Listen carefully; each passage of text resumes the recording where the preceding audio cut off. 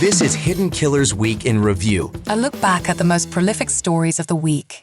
Welcome to the podcast. If you'd like to listen to an ad-free version of this episode and all of our episodes, then search True Crime Today Premium Plus on Apple Podcasts and press subscribe. That's our premium channel where all of our ad-free and advanced episodes live, all in one place. True Crime Today Premium Plus. Search it on Apple Podcasts and press subscribe. Even try it for 3 days free. They thought they'd get away with it until now. This is Hidden Killers with Tony Brueski, featuring retired FBI Special Agent Jennifer Coffindaffer. Sean Diddy Combs, we'd be remiss if we didn't take a moment every week to talk with Jennifer Coffindaffer, retired FBI Special Agent, about the latest in all of this. The NDA has been the topic of the previous week. There hasn't been a ton of new allegations, but, you know, it was a slow week. Other things were on people's minds. But the NDAs, obviously there's a lot of NDAs that people have in business, all sorts of situations why an NDA would come up. It's not that crazy. But to go to the party, to be in that party, you'd have to sign an NDA as well. Did you get a chance at all this week to see that when it came out? I know TMZ released it.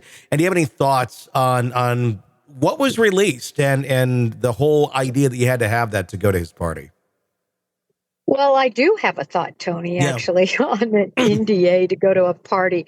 I mean, it's just another indication about the illicit activities that were going on there. That's just, it's such a great piece of evidence for the prosecution. I'm sure they salivated when they got a hold of this information because it just goes to the point of intent and of his knowledge of what was going on there wasn't above board. What about people who have signed these NDAs? Are they at any risk if they were to come forward and talk to someone about what they saw at that party? Could they have a civil issue if they expose anything that maybe was not illegal? I get illegal, you can do that. But if they're just, hey, here's where I was at, here's what I saw. I didn't say anything illegal, but maybe this helps you in your journey here investigating him.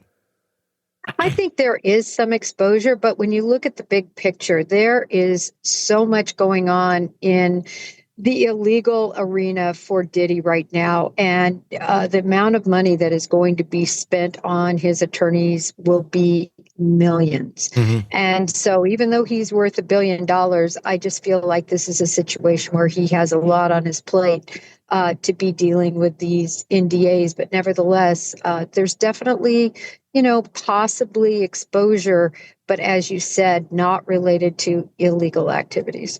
Let's talk about the NDAs that were not necessarily for going to a Diddy party or a Diddy freak-off, but the NDAs that would have been signed at the close of some of that civil litigation over the last 30 years, really. There were many NDAs that were signed, and nobody knew the details of what the allegations were or what the cases were really about in any sort of great detail.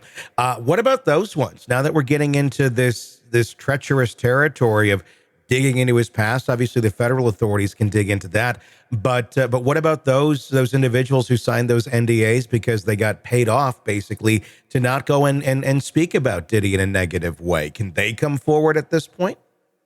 I think they can in terms of the federal situation, because any grand jury subpoena, any testimony before a grand jury is going to supersede, particularly since we're talking about criminal violations, federal criminal RICO violations are going to supersede that NDA.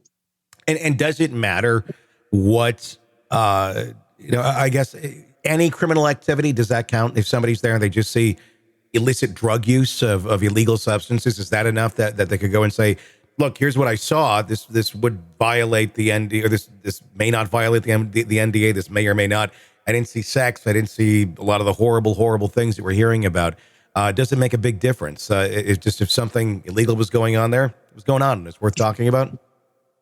I think so, and this is why, because a lot of the allegations are focused on drug usage and the fact that people, were drugged and incapacitated and otherwise, mentally not able to give consent and things like that. So I think showing indicia of that sort of behavior and that there were drugs there is going to be a pertinent part of the case. Let's talk for a moment about something I found kind of interesting this week. It's a little more lighthearted on the topic of Diddy. He celebrated his 55th birthday behind bars, and a lot of people were trying to ask, well, what is he going to get behind bars? And I gotta say, I was a little bit surprised by the pure variety of breakfast options and lunch options and dinner options that they have. Now, keep in mind, it sounds nice on paper, but I'm thinking maybe in real life it's not quite as good as it sounds, but it's more than what I usually have for breakfast. Fruit, oatmeal, breakfast cake, whatever that might be, chicken tacos, turkey roast. I mean, all sorts of things for the options. What do you think? Is this just sounding really lovely on paper? Do you think you had a delicious meal, or is this more like, well, it's supposed to be those items? Well, I can tell you from being in those jails and seeing what they eat, this is not gourmet cuisine. Yeah. It sounds nice on paper. It's well written, but these aren't, Wolfgang Puck chefs in there. And so I don't think he got a great meal personally. Average at best. Does anyone know what breakfast cake is? I've been trying to figure this one out all week. Breakfast cake. I'm guessing it's a sweet roll. Oh, well, there we go. He had a sweet roll for his birthday. Maybe. I don't know. There we go. Now we've Maybe examined. it has a candle in it. Would that be contraband? Well, I don't know about a candle. I think they're okay with a little wax. Okay. Welcome to the podcast. If you'd like to listen to an ad-free version of this episode and all of our episodes, then search True Crime Today Premium Plus on Apple Podcasts and press subscribe. That's our premium channel where all of our ad-free and advanced episodes live, all in one place. True Crime Today Premium Plus. Search it on Apple Podcasts and press subscribe. Even try it for 3 days free. You're neck deep in a dark, twisted tale, and just as the tension peaks, bam, a commercial about some miracle diet pill breaks the spell. It's like finding a fly in your soup after the first bite. But here's the fix. True Crime Today Premium Plus on Apple Podcasts. You get to enjoy your crime stories without the junk, ad-free episodes, extended interviews that go beyond the surface, and early access to all the gruesome details. It's like swapping out a can of cheap beer for a glass of fine whiskey. So search for True Crime Today Premium Plus on Apple Podcasts. Subscribe and keep the darkness flowing uninterrupted.